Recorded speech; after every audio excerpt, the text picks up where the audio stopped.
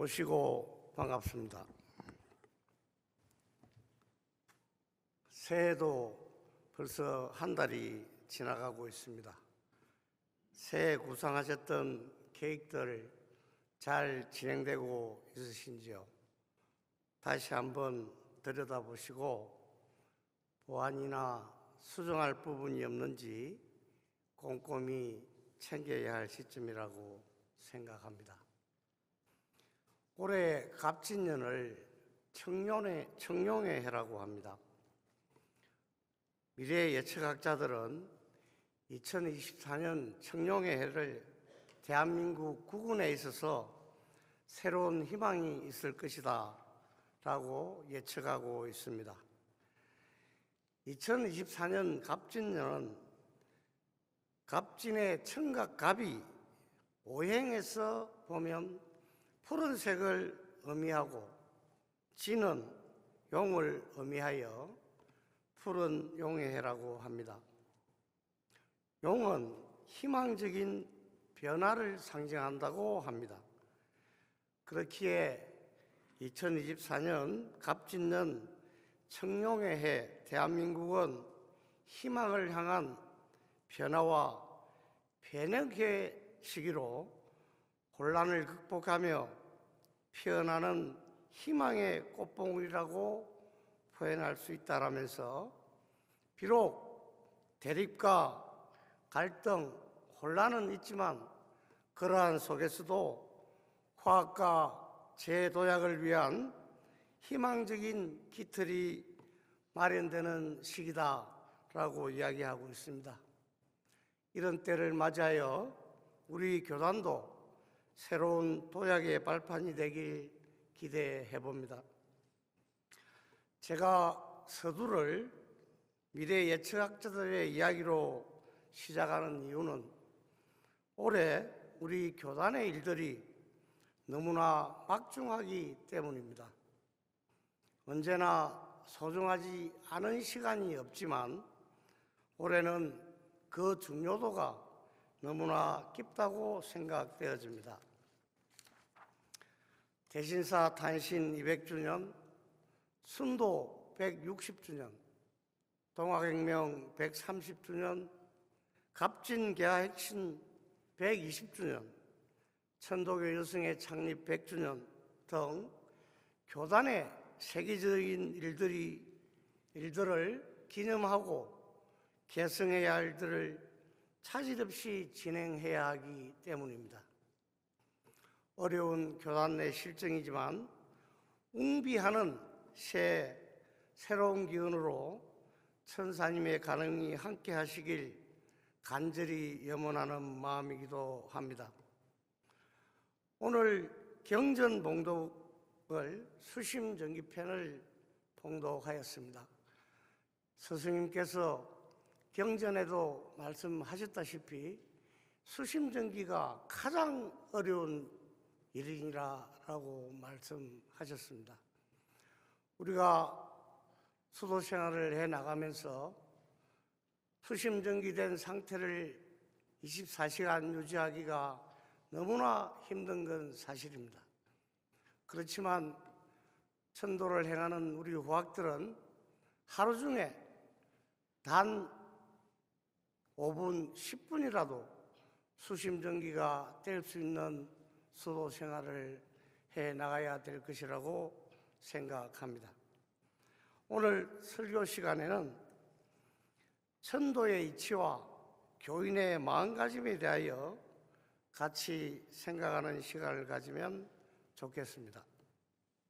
우선 하느님을 공경하는 마음과 교역자의 마음가짐에 대하여 해열 신사님의 통유문에 의해 같이 제 생각과 여러분의 생각을 같이 나눠보면 좋겠습니다. 첫째, 하느님을 공경하는 마음을 길러야 하겠습니다. 보덕 37년 해열 신사님께서 어암, 구암, 송암 세 분에게 보낸 통유문을 살펴보면 하느님은 먼 곳에 계시지 않고 내 마음에 계심으로 내 마음의 근본이 곧 하느님이신 것이다. 그러므로 내가 내 마음을 공경하는 것이 하느님을 공경하는 것이다. 내가 내 마음을 공경하지 않는 것이 하느님을 공경하지 않는 것이며, 내가 내 마음을 편안하게 하지 않는 것이 하느님을 편안하게 하지 않는 것이니, 내가 내 마음을 공경하지 아니하고 분을 내고 화를 내어 불안한 마음이 된다면 하느님께서도 불안하게 되는 것이다. 이것이 곧 하느님께 불효하는 것이며 살아계시는 부모님을 공경하지 않고 뜻을 거스리는 것과 같다라고 말씀하셨습니다. 그러므로 돌을 닦는 사람은 더욱 조심하고 경계해서 일절 분을 내거나 화를 내어 마음을 불안하게 하게 가져서는 안 될 것이며, 항상 화한 마음으로 하느님을 생각하고 두려운 마음으로 지극한 정성과 지극한 공경으로 살아계신 부모님 섬기는 것과 같이 섬겨서 자식된 도리를 다하라고 말씀하신 것입니다. 사람은 악한 마음과 선한 마음이 따로 있는 것이 아니며 하나의 마음을 쓰는 데 따라서 선이다 악이다 라고 하는 것이니, 마음을 하늘 편에서 쓰면 천리천명에 맞는 방향으로 가는 것이고, 육신의 편에 서서 천리천명에 어기고 자기의 한 몸만을 위주로 해서 쓰면 악이 되는 것이다 라고 말씀하셨습니다. 또 말씀하시기를, 그러므로 내 마음을 쓰는 데 따라서 선한 마음과 악한 마음이 있으니 두 마음이 서로 싸우면 이것은 곧 내가 나와 치고 싸우는 것이니 이러한 일이 절대 있어서는 아니 된다 라고 말씀하시며, 보통 사람들은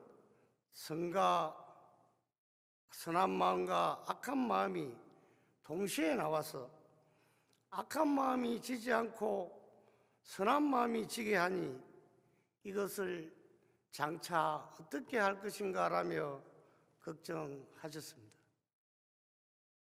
악한 마음은 육신의 쾌락이나 돈을 많이 벌고 권력을 가지고 좋은 물건을 취하며 나쁜 일을 자꾸 하려고 생각하고, 착한 마음은 그런 일을 해서는 안 된다고 생각하며 두 마음이 서로 싸우게 된다고 하였습니다.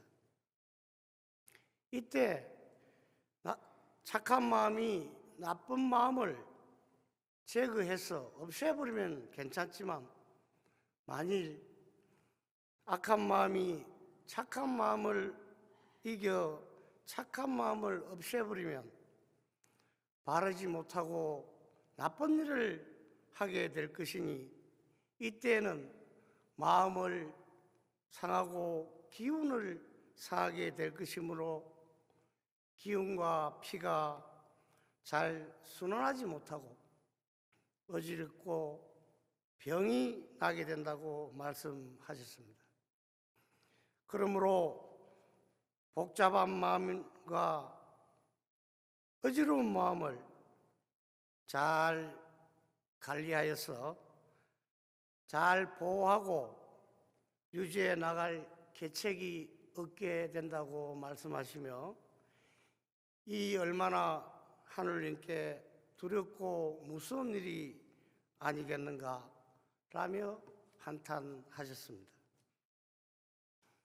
예부터 군자는 공경하지 않는 것이 없어 모든 것을 다 공경하나 그 가운데서 몸을 가장 공경하는 것이 크다라고 하셨으니, 이러한 말씀을 본받아서 지극한 정성으로 수심정기가 되도록 잘 닦아서 자기의 몸을 공경하고 자기의 마음을 잘 공경해서 악한 마음이 나오지 않도록 하시기를 간절히 바란다라고 당부하셨습니다.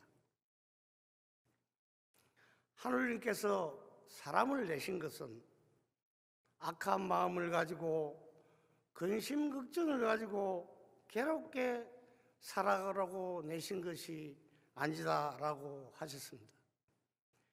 하느님의 뜻을 따르며 기쁘게 즐겁게 행복하게 살아가라고 사람을 내신 것이다 라고 하시며, 마음을 착하고 즐겁게 가지지 않으면 하느님의 뜻을 거스른 것이므로 하느님께서 감흥하시지 않는 것이며, 마음을 항상 착하고 즐겁게 가져야만 하느님께서 감흥을 하신다고 하셨습니다.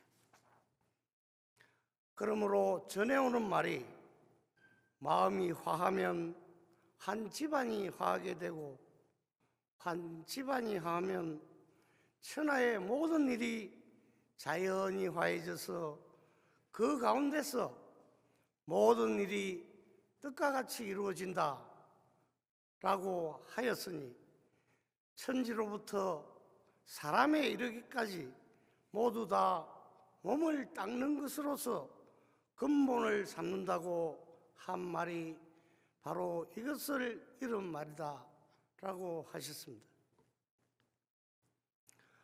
돌을 닦는 사람들은 자기 한 몸만을 생각하는 사사로운 마음을 버리고 하느님의 뜻에 따라 마음을 항상 착하고 즐겁게 가져서 마음을 공경하여 마음을 기르고 하느님을 기쁘게 하고 즐겁게 해드려서 모두가 다 같이 대도를 이루기를 바라고 또 바라노라 라고 하셨습니다.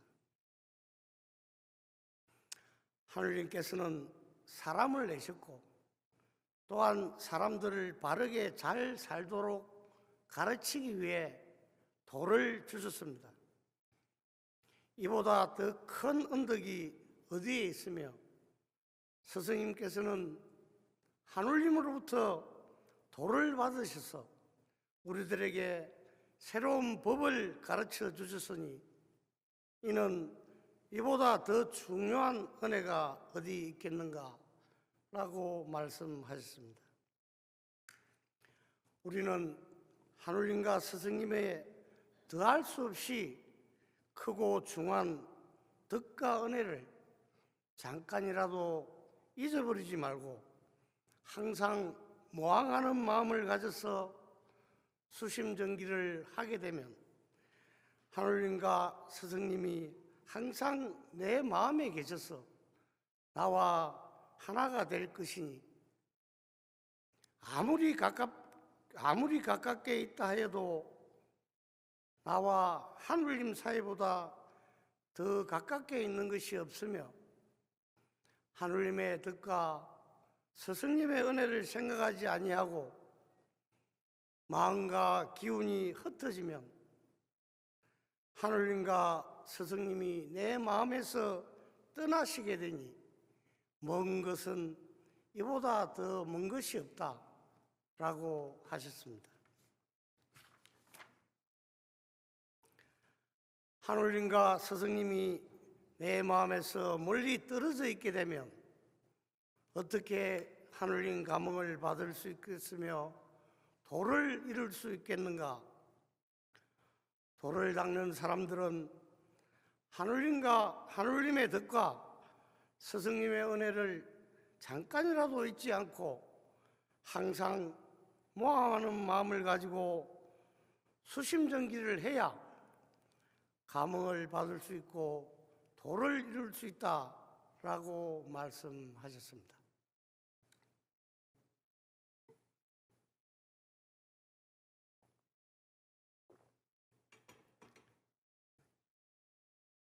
사람은 마땅히 사람으로서 해야 될 정숙한 행동과 윗사람을 위하고 공경하는 법과 사람으로서의 해야 될 규모와 예의가 정해져 있으니 이 규모와 예의는 누구를 막론하고 다 같이 지켜야 되는 것입니다.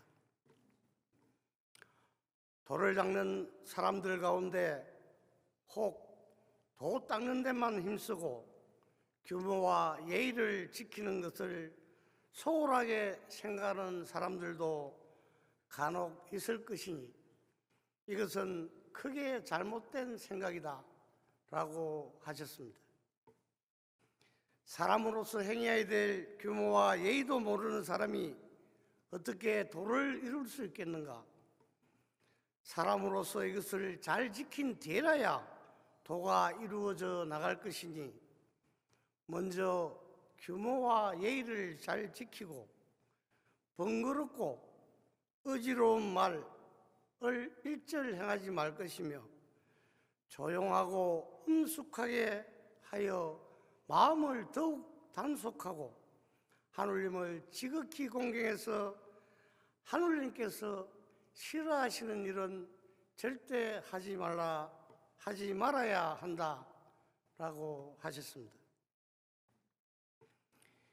이와 같은 말씀은 도를 공부하는 사람의 자세와 마음을 어떻게 해야 하는지를 잘 설명해 주고 계십니다. 둘째는 지극히 공변되게 하여야 되겠습니다. 사람들은 일을 할 때 일을 잘하는 것도 있고 못하는 것도 있으며 빨리 하는 사람도 있고 늦게 하는 사람도 있으며 진실이 노력하여 일을 열심히 하는 사람도 있고 열심히 노력하지 않는 사람도 있다. 열심히 노력하여 빠른 시간에 잘하는 것을 일 잘하는 사람이라고 하겠지만 그 일이 천리와 사리에 맞지 않는다면 그렇게 하지 않는 것만 못할 때가 있다라고 말씀하셨습니다. 그러면 모든 일을 하는 데 있어서 그 일이 천리와 인사에 맞는 공변된 것인가? 개인에 치우친 사사로움은 없는가? 하는 것을 먼저 생각해서 모든 일에 사사로움이 없이 지극히 공변되게 해야 되는 것이다 라고 말씀하시며 공변된 것은 온 세상을 구하며 사사로움은 특정 개인의 이로움만을 추구하는 것이다. 일을 함에 있어서 전체를 생각하지 않고 자기 개인에게만 이익이 돌아가게 하는 사람은 소인이며 자기 개인에게는 손해가 되더라도 많은 사람의 이로움이 되도록 하며 규범에 정해진 대로 공변되게 하는 사람이 군자요 어진 사람이요 성인이다 라고 하셨습니다. 비록 지극한 정성으로 주문을 외우고 도를 닦는다고 하더라도 일을 하는 데에서 공변되지 못하고 사사로움에 치우친다면 그러한 사람은 자연히 소인이 되며 도를 이룰 수 없다. 그러므로 도 닦는 사람은 모든 일을 하며 오직 지극히 공변되고 사사로움이 없도록 하는 것을 주를 삼고 모든 일을 하라고 하셨습니다. 셋째는 유무상자해야 하겠습니다. 이 세상 모든 사람은 하느님께서 내신 형제이며 우리 도인은 같은 뜻을 가지고 같은 일을 이루기 위하여 같은 배를 탄 천포 형제들입니다. 그러므로 이 세상 모든 사람이 편안하고 즐거운 생활을 하면서 잘 살도록 해주어야 하며, 특히 같은 도인들 중에 환난을 당한 사람과 공공한 위치에 처한 사람을 서로 협조하여 도와줘야 하는 것은 우리 도에서 제일 먼저 해야 될 일이니라라고 하셨습니다. 그러나 남을 돕는다는 것은 비록 많은 재물이 있다 하더라도 자비심이 없으면 남을 도울 수 없는 것입니다. 또한 이러한 마음이 없으면 도를 이룰 수도 없는 것이다 라고 말씀하시며, 석가, 공자, 예수 같은 성인들도 대자대비한 마음, 어진 마음, 사랑하는 마음을 가지셨으므로 성인이 되신 것이다 라고 하시며, 수은대 신사님께서는 자기 개인의 부귀는 물리치시고 오직 망해가는 세상을 건지고 죽음에 처해진 인류를 구해야 한다는 일념으로 구도 생활을 하셨으니 그 얼마나 어진 마음이며 훌륭한 마음인가. 이러한 마음을 가지셨기에 큰 성인이 되셨으며 부천 천황씨가 되던 것입니다.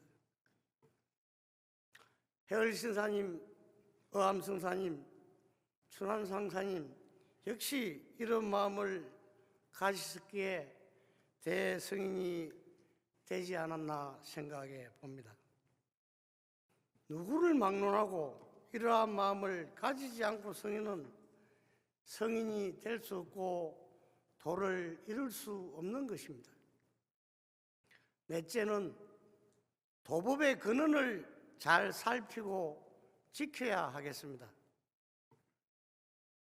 연언이라는 것은 도의 맥을 말하는 것이니 높은 곳에 근원을 두고 나온 샘물이 아래로 흐르는 것과 같이 우리 도의 도법은 수은대신사님으로부터 시작되어 서로 도법을 전하고 받아서 나에게까지 이런 것입니다. 이것을 연언이라고 하는 것이니 한번 입교식을 하고 도에 들어오면 그 사람에게는 자연히 수은대신사님의 연언이 스스로 통해 있는 것입니다. 이 계통을 따라 교화하는 것이 연언 조직입니다. 해월신사님께서는 극심하게 탄압받던 시절 비밀리에 연언 조직을 통하여 교화를 지도하셨습니다. 그러므로 연언 조직을 통한 올바른 도법 전수와 교화 활동이 중요하다고 여겨집니다. 진리의 근본과 정성 들이고 공경하는 마음을 가지는 법을 기록해 놓은 것이 팔법이라고 생각합니다. 팔절이라고 생각합니다. 이 팔절의 뜻을 깊이 터득하여 아침 저녁으로 그대로 행해서 잘못됨이 없게 하고, 도를 믿는 후학들은 이 법을 어기지 않고 그대로 실천해야 되며, 어기는 행동을 하는 사람은 난도자가 되는 것입니다. 처음에 약간 어김이 나중에는 그 거리가 천리의 거리로 벌어짐을 맹심하고 처음부터 스승님의 말씀 그대로 행해야 합니다. 끝으로 여러분과 함께 8절을 상기하면서 오늘 설교를 마칠까 합니다. 부족한 말씀 경청해 주셔서 감사합니다.